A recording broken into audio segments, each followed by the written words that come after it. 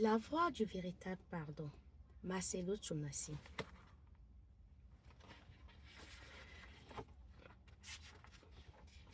La voie du véritable pardon, la première de couverture. Également du même auteur. Stratégie face à la tentation. Découvre et expérimente sa présence. 500 paroles de sagesse. Le secret du lieu secret. Du va, cache-toi. Au va, montre-toi. La voie du véritable pardon. Seigneur, combien de fois pardonnerai-je à mon frère lorsqu'il péchera contre moi? Serait-ce jusqu'à 7 fois? Jésus lui dit, je ne dis pas jusqu'à 7 fois, mais jusqu'aux 70 fois 7 fois. Matthieu 18, verset 21 à 22. Des dédicaces à tous ceux qui sont victimes de l'intolérance, des injustices, des abus et de toutes sortes d'atrocités à travers le monde.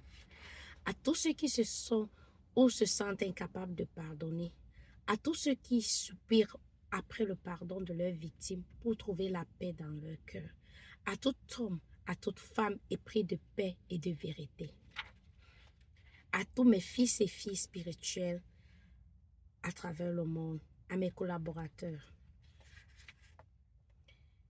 Les remerciements, on peut les passer. Préface. Si vous pardonnez aux hommes leurs offenses, votre Père Céleste vous pardonnera aussi. Matthieu, chapitre 6, verset 14. Cette déclaration scripturaire est une vérité manifeste dont les effets ont une implication dans cette vie et dans l'éternité. Parler du pardon peut être banal, mais au regard des révélations détaillées dans ce livre, le pardon demeure la clé qui ouvre plusieurs portes de ce monde et du ciel.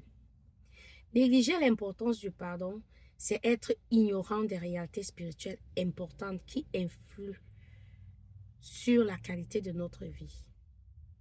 Notre psychisme réclame une certaine pureté spirituelle qui passe par le pardon pour demeurer en parfaite santé. Et sans le pardon, il est impossible de vivre une vie chrétienne épanouie. Le pardon est le cœur de Dieu et la force des saints. Pasteur Marcelo Jérémie Tsunasi a trouvé des mots justes pour établir le contour du mot pardon et en faire ressortir les avantages. Souvent, il arrive à plusieurs personnes de parler de pardon, mais sans pour autant pardonner au sens biblique, littéral et moral du terme. En parcourant ce livre très riche, le lecteur sera certainement instruit, formé et édifié. Il comprendra pourquoi, quand il verra la personne à qui il a pourtant pardonné, il sentira souvent comme une boule dans son cœur ou dans son estomac. Ce livre sur le pardon a pour objectif d'aider les victimes et les auteurs des offenses. Il communique une puissance qui me bouleverse à chaque fois que je le lis. C'est pourquoi je vous le recommande vivement. J'adresse mes sincères encouragements au révérend pasteur Marcelo Jérémie Tsunasi, mon frère d'âme dans le ministère de la parole, pour avoir mis ces instruments à la disposition des lecteurs de tous bords qui trouveront dans cet ouvrage un guide puissant sur le chemin de leur épanouissement personnel. Il a eu le mérite d'oser affronter un sujet qui, lorsque vous l'exploitez pour édifier votre prochain, vous indexe vous-même et vous répare, vous, avant de réparer l'autre. Il est très difficile de ne pas entrer en conflit avec le pardon dans ce bas monde. Que le Seigneur Jésus-Christ vous transforme pendant ou au bout de votre lecture. Timothée Pongo Kabasale, pasteur. Nous poursuivons notre lecture. Il y a le sommaire que je vais passer. L'avant-propos. L'inspiration pour ce message m'est venue pendant la première période de confinement imposé du fait de la crise sanitaire liée à la pandémie COVID-19 qui a secoué le monde entier dès le mois de mars de l'an 2020. Pour éviter la contamination généralisée, les gouvernements de plusieurs pays du monde ont opté pour la fermeture de tous les lieux publics, y compris les églises. Cela a été une épreuve très dure pour la foi de plusieurs. Toutefois, si les bâtiments étaient fermés, la parole de Dieu, elle ne l'était pas.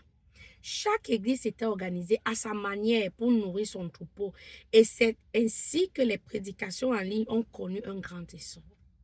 Il est vrai que Jésus-Christ disait que cette bonne nouvelle sera prêchée jusqu'aux extrémités de la terre.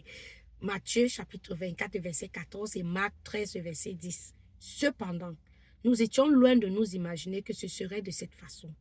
Nous l'avons vécu et nous continuons à enseigner en ligne. Durant ces quelques mois de confinement, les prédications, les enseignements, les exhortations que nous donnions d'habitude devant un public physiquement présent au culte et aux événements étaient diffusés en direct sur toutes les plateformes en ligne via les réseaux Internet. Et là où nous pensions être limités, nous faisions face au contraire à un engouement sans pareil pour la parole de Dieu, car beaucoup prenaient ou avaient le temps de l'écouter de manière plus particulière. C'est durant ces temps troublés que le Saint-Esprit me conduit à enseigner sur le pardon. Comme si cette période singulière exigeait d'aborder ce sujet en ce temps où tout était remis en question et interrogé. Un temps de promiscuité obligée qui réveillait d'anciennes blessures ou de vieilles rancœurs au milieu des couples, au sein des familles, entre les uns et les autres.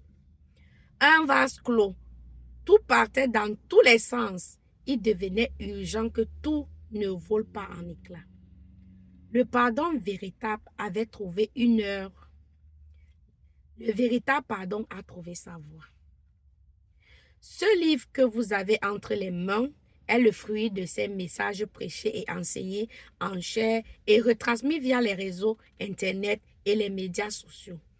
Il était temps que tout soit retranscrit par écrit afin que la trace laissée dans les mémoires ne reste pas parole sans portée et oubliée avec le temps. Couché sur le papier, ce message n'en sera que plus fort pour produire les effets escomptés. Encourager, guider et faciliter le passage aux actes concrets du pardon selon le cœur de Dieu et délivrer plusieurs par la même occasion. Aussi, je prie Dieu qu'à la lecture de ces enseignements, les miracles et les prodiges arrivent dans votre vie et dans votre maison au nom de Jésus-Christ. Merci Père pour cette nouvelle saison qui est en train de devenir pour tes enfants. Merci Jésus, car nous sommes conscients de ta miséricorde, de ta grâce, de ta faveur dans nos vies. Que le pardon accordé et donné les rende encore plus fertiles. Amen.